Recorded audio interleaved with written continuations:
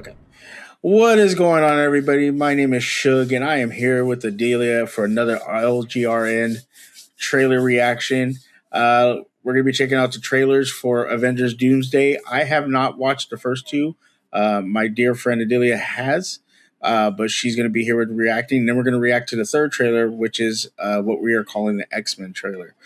So we're going to react to the first two trailers that I have not seen, and then me and Adelia will both react to the third trailer of Avengers Doomsday and talk about it. Adelia, I know you've seen the first two trailers. I know you're excited. I do know. I'm very excited. Yeah, I do know that you're an X-Men girl. You have told me this many a times. I am an X-Men girl through and through, so I'm very excited for this third trailer. But let's get through the first two first. Yeah, so let's get through the first two first, and we're going to start at...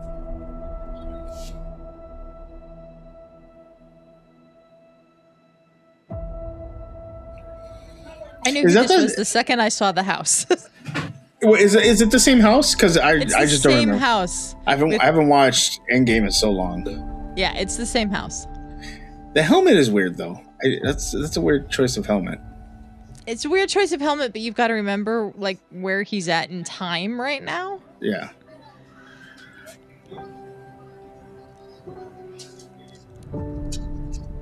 I think they show the helmet being hung up on the motorcycle just to show the wedding ring that he's wearing, and then of course the baby. The surprise. Is that a CGI baby? I don't know if that's a CGI baby. I don't think so. You know, Chris Evans has had the best sideburns ever.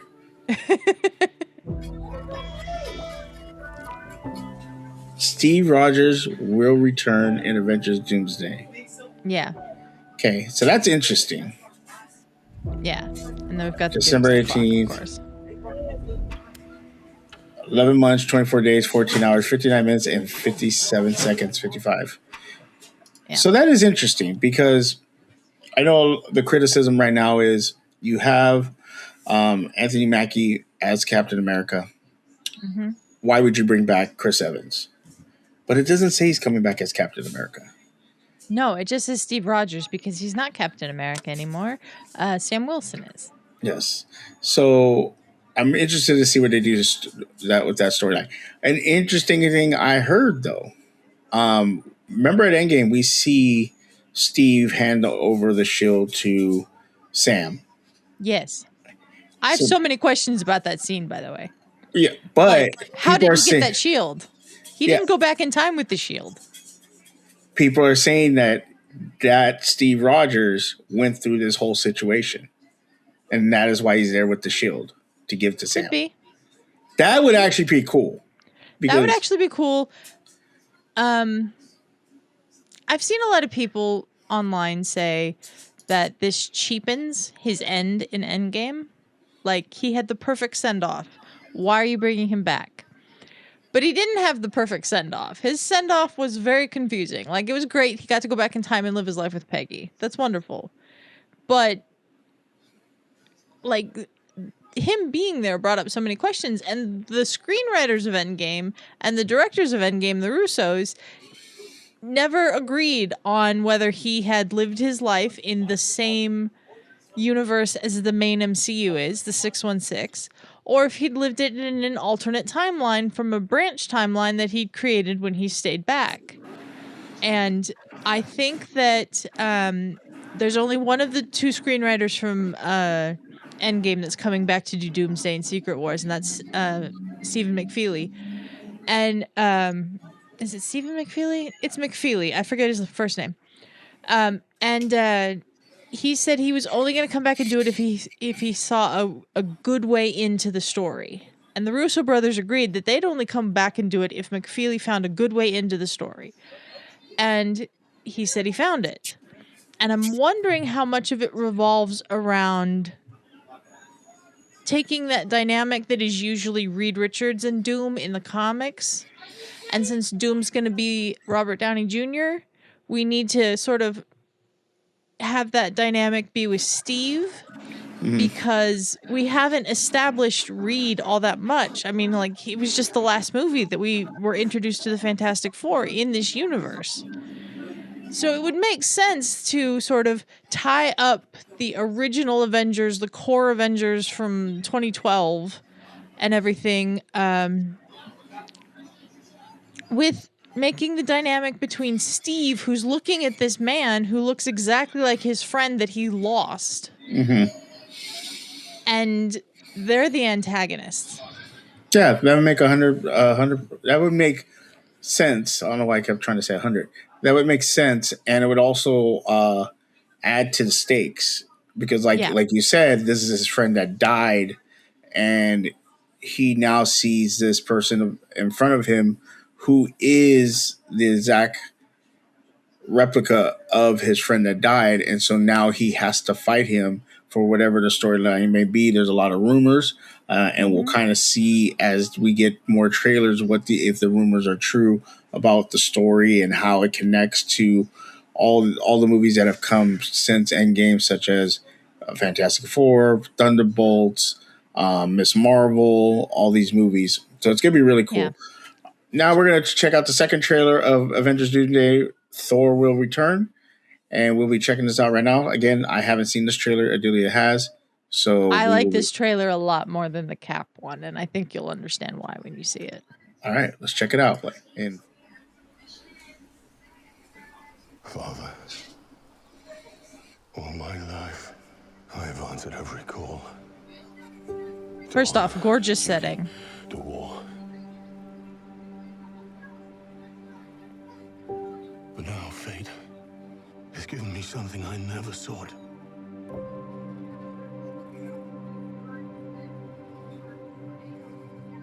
A child. A life untouched by the storm. Lend me the strength of the old fathers, so that I may fight once more, defeat one more enemy, and return home to her. Not as a warrior, but as warmth. To teach her not battle, but stillness. The kind I never knew. Please, Father, heed my words.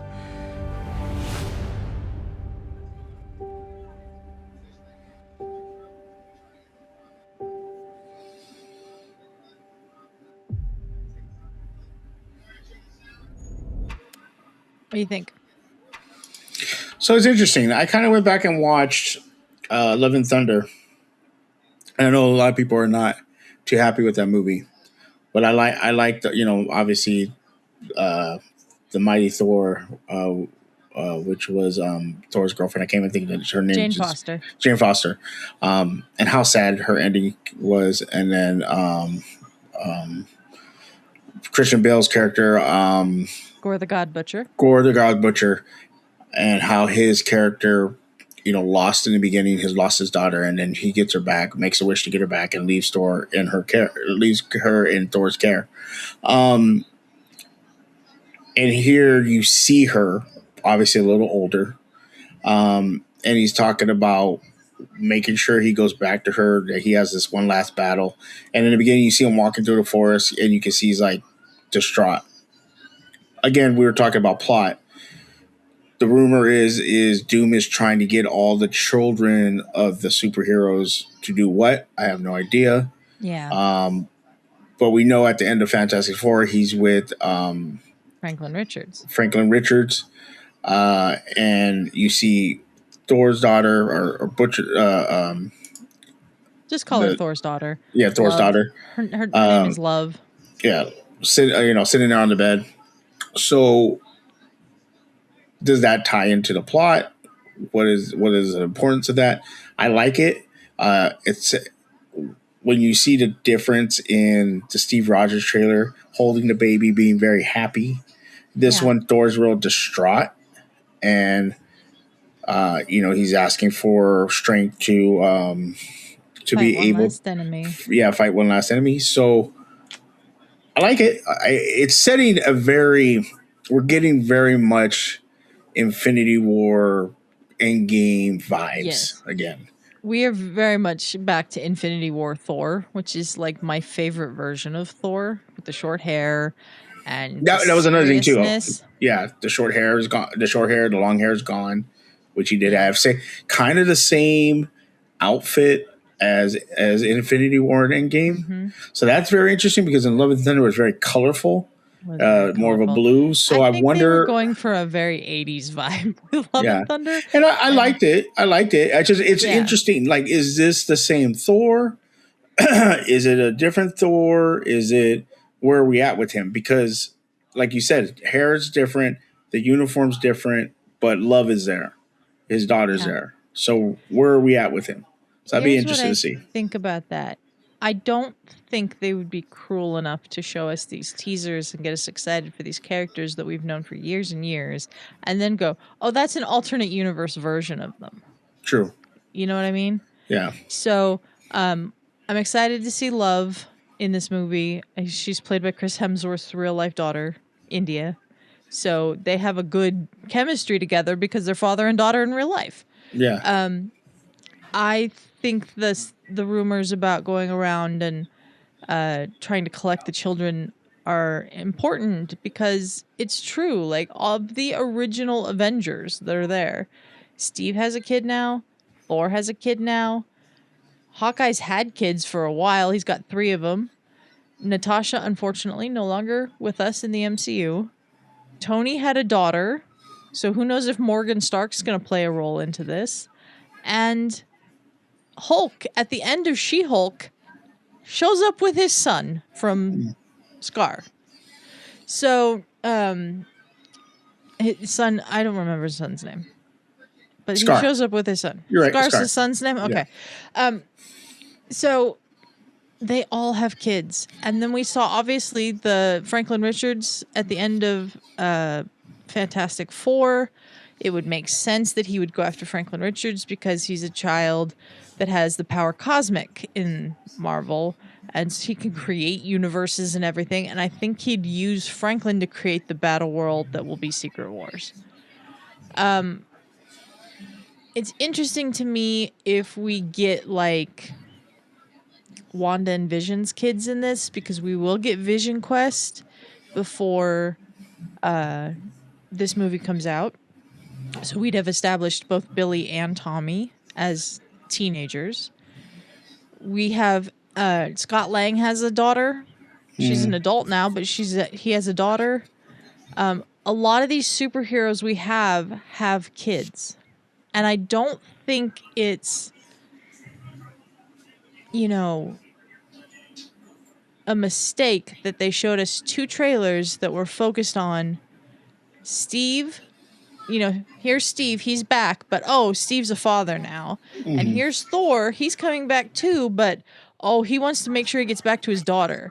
I think by the time we see the Thor scene from this clip in the movie, Doom has already taken Love. And that's why he wants to fight this one last battle, defeat this one last enemy, and get her back and make sure she never knows this kind of stuff again.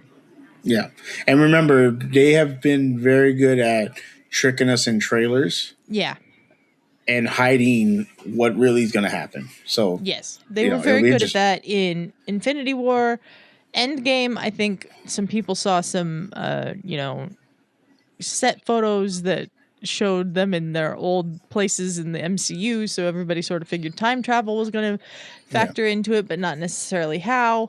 Stuff like that. I'm very excited, though, to see this version of Thor back. Yeah, I can 100% agree with you. All right, now we're going to go into the last trailer. You and me have not watched this trailer. We have been avoiding spoilers. We have been avoiding people that we normally watch. So we're going to watch it right now. No trailer reactions have been watched today, and that has been very hard. Yeah. So this is going to be the Avengers Due Date. We're calling it the X-Men trailer. It's not really officially called the X-Men trailer. We're calling it the X-Men trailer. It's pretty much everywhere that it's the X-Men trailer. X-Men trailer, yeah. So we're going to watch it right now in... The mansion's back, and it looks wrecked. For us all. Ooh. That's all I know for sure. Is that Magneto? Are you prepared? I think it's both. Like, that's Magneto saying, "Are you prepared to die?" Yeah. When you close your eyes. That's definitely Magneto at the end, but I couldn't tell if it was Professor X at the beginning. Oh, I'm so excited to have these two back.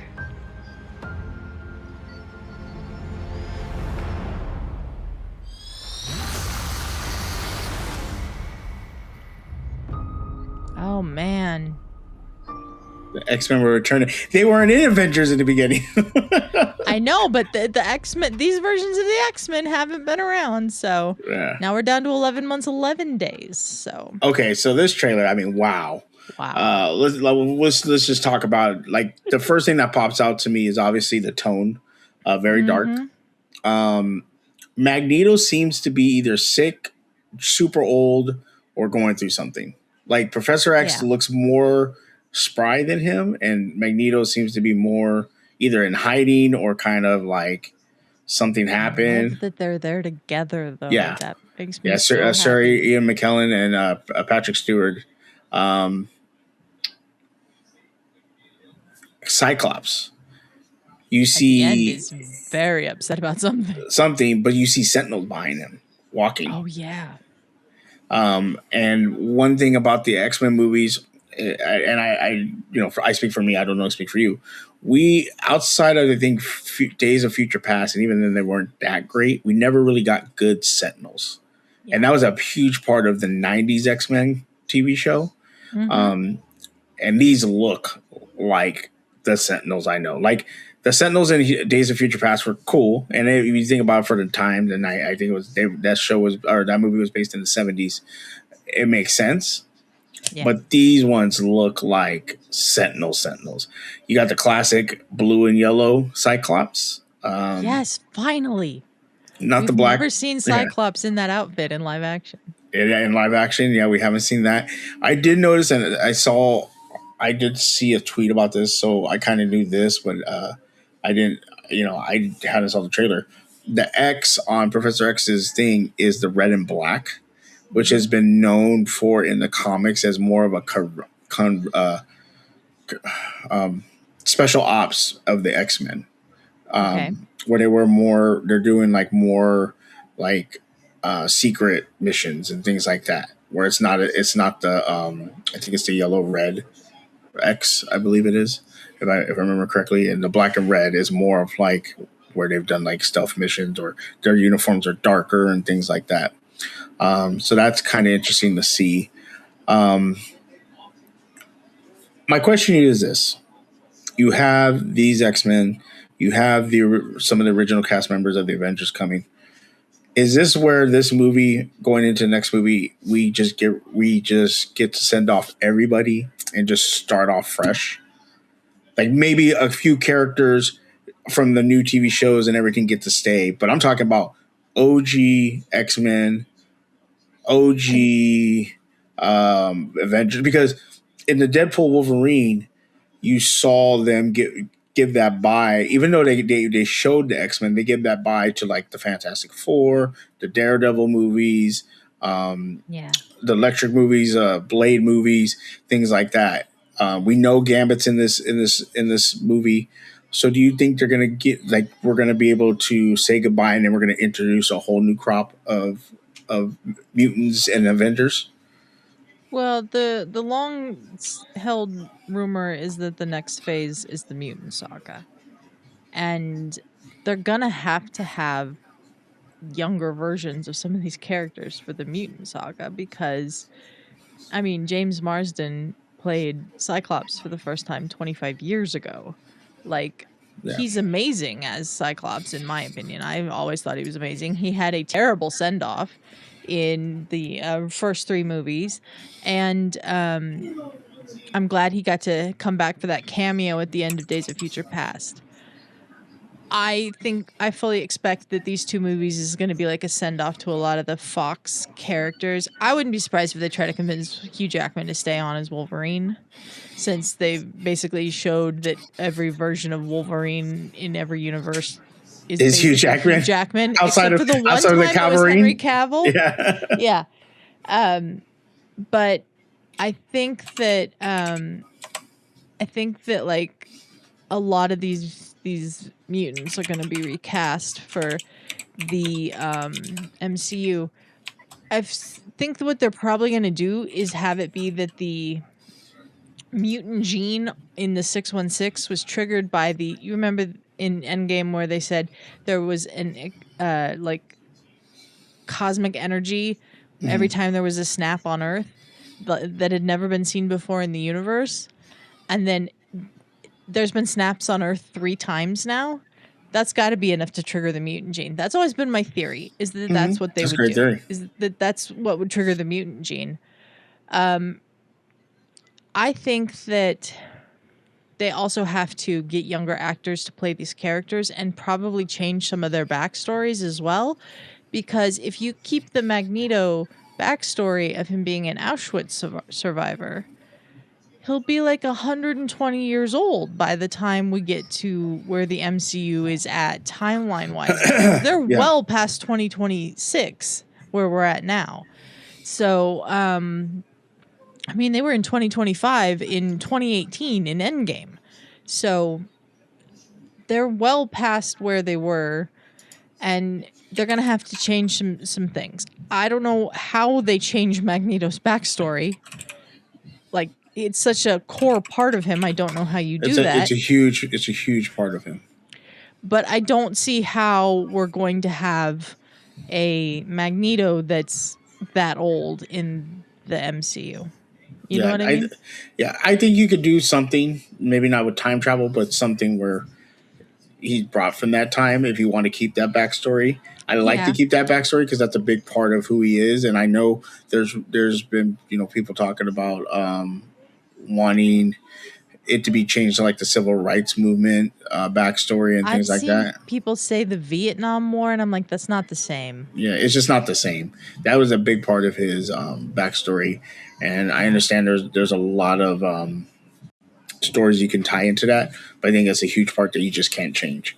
Real quick, do you think, would it be cool? I know we've done it before, but do we see James McAvoy or Michael Fassbender in any of these movies? I don't think we see them in these movies because I think we get the send off for Stewart and McKellen. But I would also not be surprised if they pluck the Professor X and Magneto from time and put them in the MCU as McAvoy and Fassbender. I don't think they'll do that, but like Fox cast those roles perfectly twice. Yeah. And the MCU has a great run of casting. They do. But like third time lucky? I don't know if you can get third time lucky with those roles. So, yeah. Yeah, it'll be very interesting to see. I'm excited the X-Men are in this movie. Yeah, and we know there's a Thor trailer coming out. We know there's a lot of these trailers coming out. We're going to definitely do a trailer reaction for all of them as they come out. And we're excited to see where this goes. So please stay tuned. Please like, subscribe, comment. Let us know what you think. Give us your thoughts. Give us your theories on where this is going. Are you excited? Are you not excited? Let us know. Let's have this conversation. Like, are you excited that they're bringing back, Steve Rogers and Chris Evans, or are you upset? Are you excited to bring back the original Cyclops? Are you excited that they're bringing back Ian? God, I cannot talk today. But the original Magneto and Professor X. Let us know what you think. Make sure to like. Do you think the father's theory is a thing? Because also, Cyclops, Jean Grey, have a couple of kids, especially Rachel Summers, who Sadie Sink is rumored to be playing in Doomsday and Spider-Man Brand New Day. So, yeah, and he has another kid, Cable. Which we have seen in movies. I think that's a big part of it. I think it might be. But it would be interesting if you go with the strongest of the two, which is obviously Rachel Summers. She has the Phoenix Force. Yeah. I mean, Nathan Summers is pretty strong too, but yeah, that's crazy. This is going off a tit. He is fighting off a bio virus his whole life to stay alive. And that's why he doesn't use his psychic powers a lot. Because he's fighting that off, but he's like great at everything else. Yeah. That's crazy. Crazy. That's just nuts. Yeah. So, all right. Thank you for joining us. Thank you for watching the trailers with us. Let us know what you think. Like, comment, subscribe, and make sure to check out all the links in the description. We really appreciate you hanging out with us, and we will see you at the next trailer.